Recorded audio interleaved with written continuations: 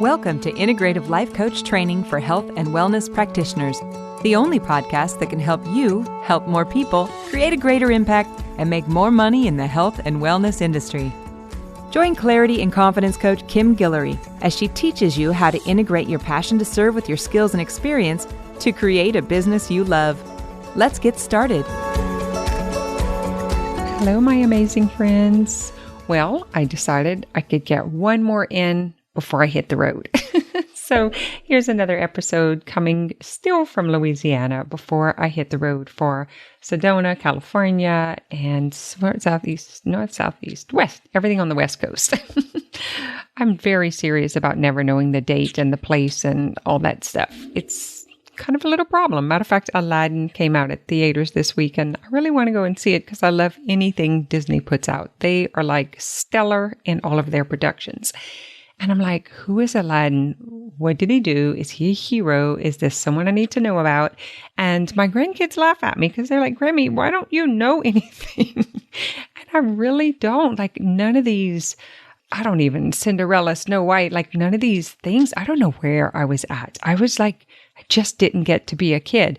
And so I think I'm making up for it. And Moana is like my hero, one of my favorite things to talk about. Back in the day, in the past, I was growing up, like it was the lives of the saints. That's who I could relate to. And what I was reading and what I understood and all that, I don't know, I was plenty entertained with that stuff. It's so weird, but I'm loving it. So today, we're going to talk about ego death. What? I am like intrigued with this. And I know it sounds kind of morbid. I put that on Facebook. I was like, you know what? This is a bit morbid, but I really do love it because it's that final step before becoming. I welcome it with open arms. I love supporting that space. I probably was meant to be a death doula. I could so easily do that. I'm intrigued with birth and death. I don't know. I've always been kind of drawn to it. I'm not afraid of it. I'm very familiar with tragedy, trauma, death, and these things my whole entire life. You know, I've been around it. It doesn't scare me. I actually see diagnosis, death, divorce, these traumas as gifts for the awakening. My favorite clients to work with are those who have already suffered greatly because they have an understanding and they have this endurance and fortitude and grit to stay with this coming undone process when it gets painful, because they already have experience in what it's like to endure, to be there, to stay present, to not run, that wisdom of no escape kind of thing. So here's the deal. Change is hard. And, dying to perception is change. The willingness to give up the way you see things, the way you think, and open to the opportunity of thinking in a different way that maybe people in your environment and surroundings don't think like, it's pretty freaking scary. You feel lost, ashamed, confused. It's pretty powerful. There's nothing more unsafe for a human than to feel like they don't belong, than to feel like they're not connected, to feel alone. And there's a lot of shame that comes with that. I remember when I was going through this myself, I was doing a lot of reading, a lot of personal development research, and I went to the priest. I had a spiritual director I hired, a licensed counselor, psychotherapist, psychiatrist. I tried mental health programs. Seriously, I stopped my husband on the road one day and I said, I can't go home. And he said, what are you talking about? And I was like, I just can't go back there. I'm going to die. There's something majorly wrong here. I went to the doctor today. They upped my medication and I just don't know. I couldn't even leave through the lobby. This is true story. I left through the doctor's back door. I had been crying so much and I was such a mess and I was so ashamed. And I asked him, can you send me somewhere? Can you do something? I don't know how I'm going to survive this. And he did. He called this mental health place and made me an appointment for 1:00 and the next day. And so I told my husband, I was like, I'm going. I've got to figure out what's wrong.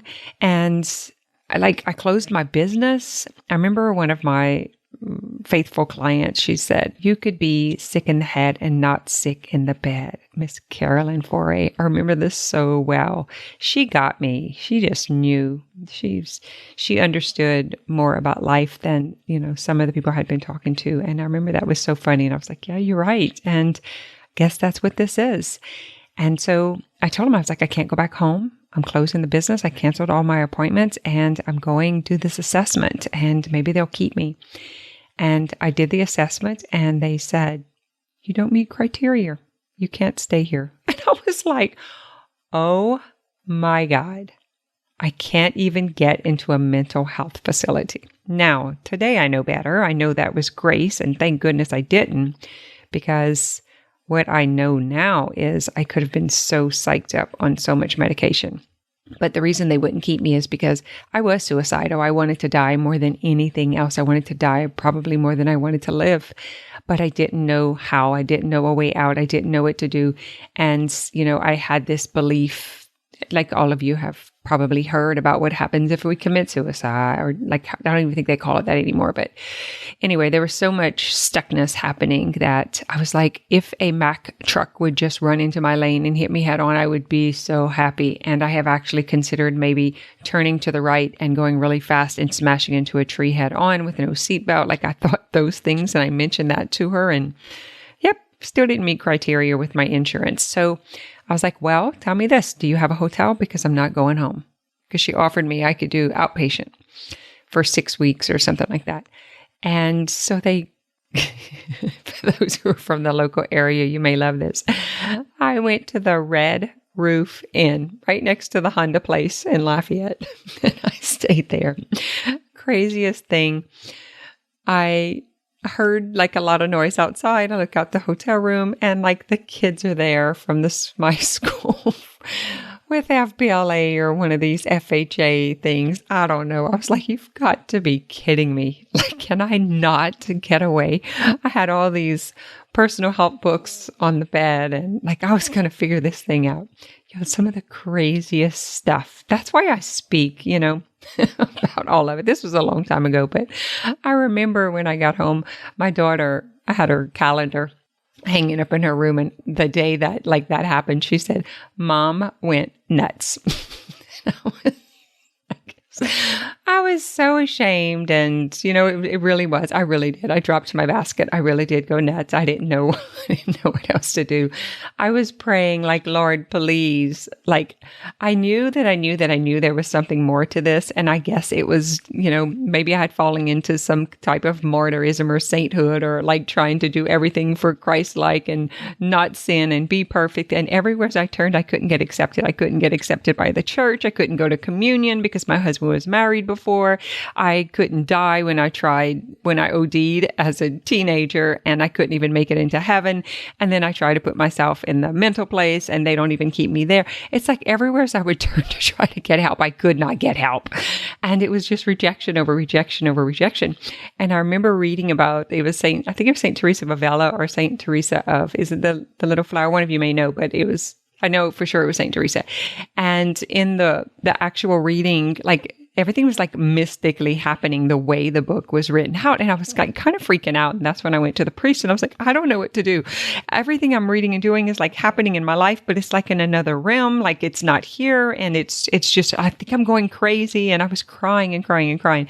And I was talking about so painful not to be able to go to communion or be part of my church that I was so faithful to. And, so trying to stay in alignment with. And it was I can't get out. I can't kill myself. I can't stay in. I can't be accepted. And it was just this constant hitting walls.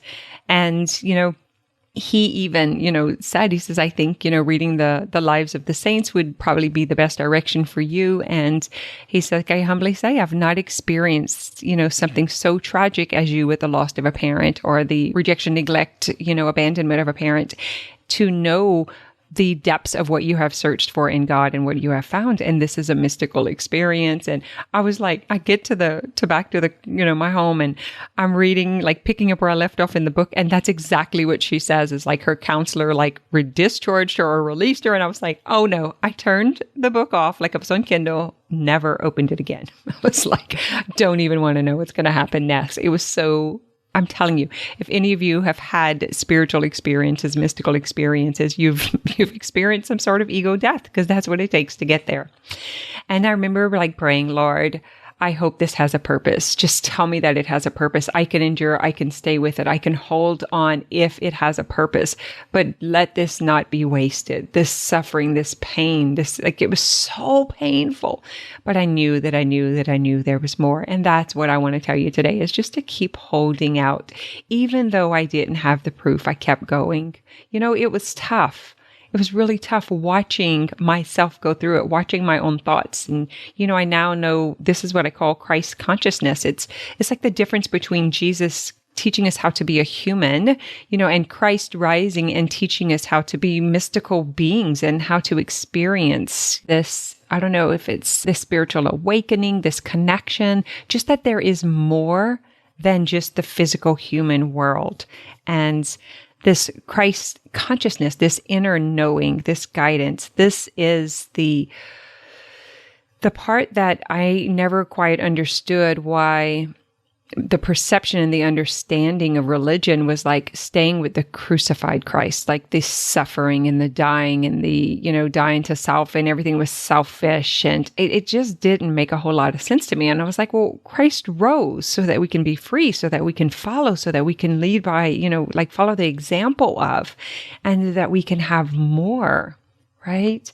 It's this, I don't know, my brain just had a hard time understanding it. But what most people will say is that this is like a mental breakdown, a midlife crisis, right? And I thought that myself, I questioned it. The truly being the messenger, the deliverer of this great news, this new news, right? Of how life can be, this spiritual life, this life of wholeness. We are just a soul having a human experience. This bodysuit, that's this personality that's on top of us. The true essence is that Christ-like life. It's that internal, and ego death is the part that we have to die to, the part that's not in alignment with this true essence. So I remember asking, is this a mental breakdown? Is this a midlife crisis? Is it mental illness? My mom must have been depressed because she left, she had 6 children and she left them. She didn't take care of them. She would run around and she would go and get pregnant, and she worked in the bars, and then she got killed. And I remember asking all of this, am I sick like her? Is there something wrong with me? Or is it a spiritual thing? Is it a dark night of the soul? Is this something that I need to continue to endure? Is this the path to light? I knew enough to question these 3 things. And I'd had a hysterectomy at 29 years old. So yeah, I was imbalanced. I was disconnected. It was like my head and my body were not connected to each other. So was it a combination of all of this? Heck, who knows? I can tell you this now, that I was on so much medication that it was really hard to tell, because I wasn't emotionally connected, because the medication was numbing out my emotions.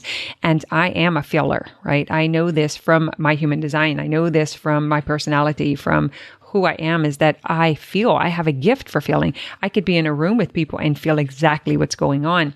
And actually, that's the gift that was coming forward in this exact time. I remember being in Mass and seeing.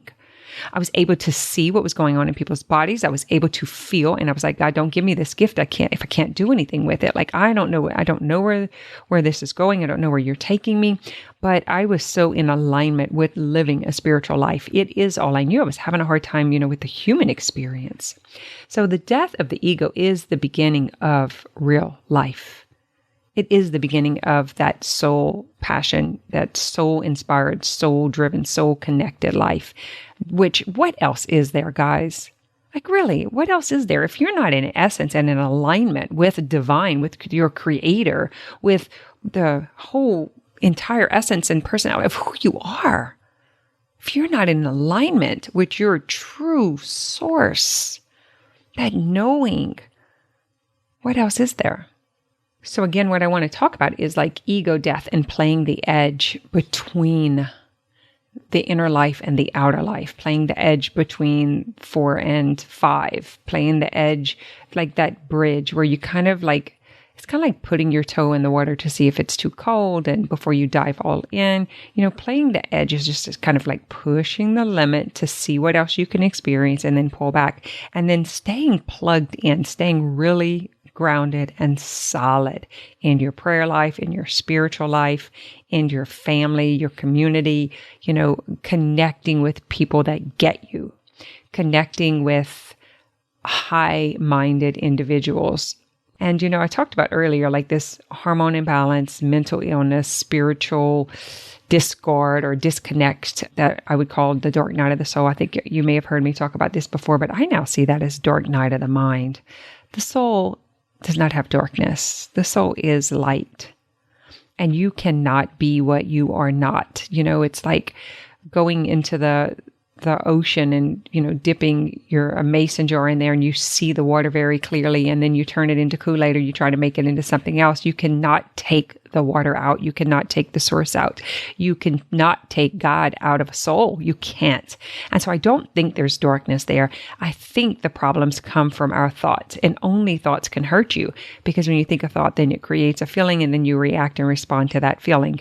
And so if dark night of the soul is truly dark night of the mind, then you can work yourself out of anything. And I think that's what I did here. I just didn't have like that leader, teacher, mentor to walk me through it. It was actually, I was guided by the Holy Spirit. I was guided through prayer. I was guided through connection, because that is where I went to be able to get to the other side. And eventually what happened is I started getting more side effects from the medication. And I was on 7 different things. I mean, this was like years of medicine on top of medicine on top of medicine and, going to trying different modalities of healing. And it wasn't until I really allowed things to fall apart and this ego to die, like this part of me that was so attached to being liked, to being accepted, to being understood. And, it's really tough trying to be understood in a physical world when you're being a spiritual being. When you're coming from soul essence, like time doesn't even matter. Space doesn't even matter. It's almost like this kind of lost in between two worlds where it's not relatable. And that disconnection is what I was seeing, because my perception was more about trying to understand that. And I was like being the watcher of my own perception as it was shifting. And maybe it would have been different if I would have had someone who was explaining it to you and who was sharing it like what I'm doing with you. Maybe, but it wasn't. So I have to say it worked out exactly like it was supposed to. And maybe I am the person to share and explain this to you. Maybe I am filling the gap where there was no filling at before, and maybe that is part of my calling, or my whole job or existence of being here, is to be that edge pusher, that one that awakens. And it's painful to say that and to feel the fear that comes up behind it with that claim. Like, one of the hardest things to claim is the real deal about ourselves. And especially when that essence does feel so alive and so real and so connected. And, it's possibly or probably going to be denied by the world. I've been reading and watching a lot on Joan of Arc, who I'd never heard about before. Well, okay, I've heard the name, but I never knew who she was, kind of like the whole Aladdin thing. And it was mentioned to me the other day, and it caught my curiosity. And I was like, what? I don't know. I need to know more about this. Who is that? What did she do? And it's like, what is the essence that she served from? And so I started, I watched a couple of documentaries, and I read and I researched, and, there's not a whole lot, but there was enough to understand that what she did not do is give up on what she knew. What she did not do is give up on what she knew, even though she didn't have the proof. And maybe that's exactly why her name came in, why it caught my attention, because that's what I needed to know right now. Putting these podcasts out, like these shows created around this concept, this is it's not super comfortable. I mean, it is, because I'm not having to say it to anyone and I get to just put it out there.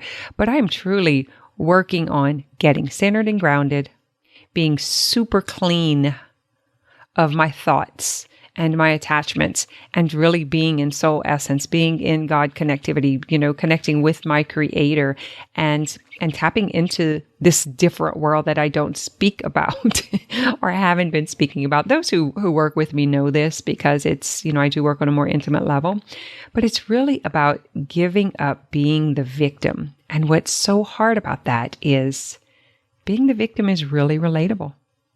living in scarcity, talking about how things go wrong. That relatability is a big deal because we feel safe. Because when we cannot relate, we feel fear. And that's what's happening in ego death. That's what's happening when we play the edge. We go to the edge and look over just enough to kind of feel where that danger could be, where, oh, I'm not so sure. And then we come back.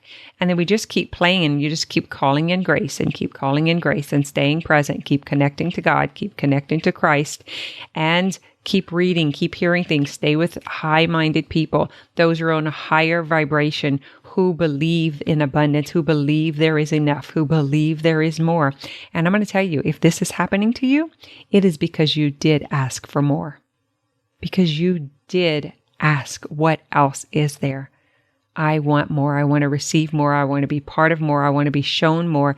And this is the more. You cannot move into the next layer or level without dropping what you were, because you have to drop the perception. Otherwise, you can't see. You can't see in the other dimension. You can't get a taste for it or a feel for it if you're still in the victim story, if you're still in the fear story, if you're still doubting, and if you truly are not in that trust, grace, presence. Because here it is. These life experiences that our parents and our partners bring to us, and this injustice in the world, if you can see it as it just is the thing that brings you home. It's the thing that brings you closer to Christ, that brings you closest to God, closest to your passion, closest to your purpose. It is the gift. The falling apart is the gift.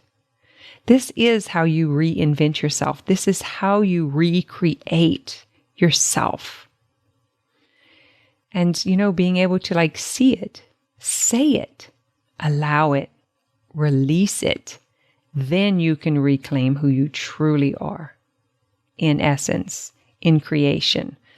Reclaiming who you came into this world as. If you listen to the last podcast with the affirmations from Louise Hay, just let that soak in, look it up, read the book, listen to more about your worth and value as a human being, and see if you can reconnect with that part of yourself. Here's another thing, you cannot heal what you do not feel. And if you're not willing to feel this ego death, this dying to the old self, if you're not willing to allow that and to feel that, then you can't get to the land of milk and honey. You can't live with that. And for some people, I get they've not had trauma. They are probably not who I'm speaking to. And that's okay. I love you anyway. And if ever you do have trauma, you'll know where to come. You'll know where to get support. Because I'm not willing to defend this anymore. I'm not. Joan of Arc has inspired me to know that I know that I know that this, even though I don't have the proof, this is what I speak of. This is what I know. Even though I have felt the rejection, I've heard the judgment, I've heard the blame, and it's super defensive. When you start dropping the scarcity and the victim and I remember I had built a wall. And I just wanted to defend because I didn't want to feel the shame. I didn't want to feel the wrongness. I didn't want to feel the fear. I didn't want to feel that I was unsafe. And so what happened is I was dying to who I truly am. I was dying to what I want to speak about and what I feel called to speak about and what I want to share.